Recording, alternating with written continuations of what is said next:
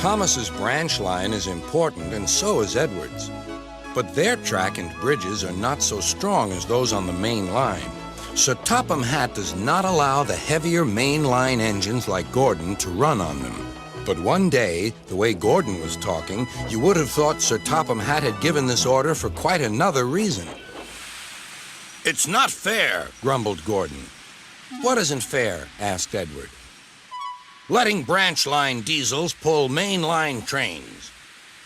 "Never mind, Gordon. I'm sure Boko will let you pull his freight cars sometimes."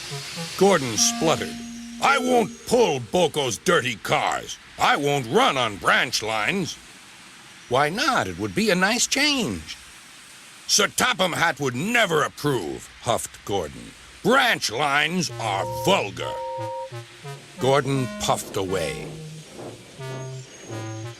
Edward chuckled and followed him to the station. Every evening, the two engines pull two fast trains from the station. Gordon always leaves first with an express for the main line. Edward follows 5 minutes later with his train for the branch line.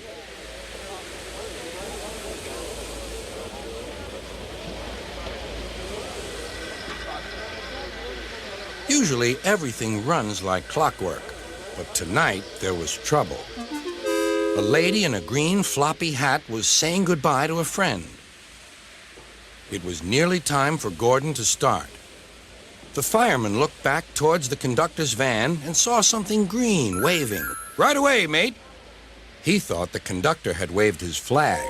Gordon started, leaving luggage, his passengers, and the conductor all standing on the platform. Everyone was very surprised and cross.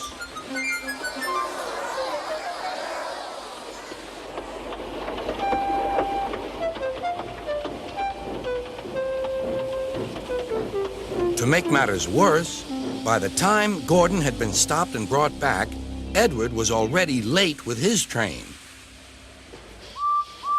So now he set off first.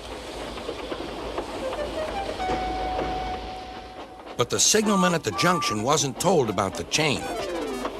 By mistake, he sent Edward along the main line. Gordon was sent along the branch and arrived cold and cross on one of the sidings near the harbor.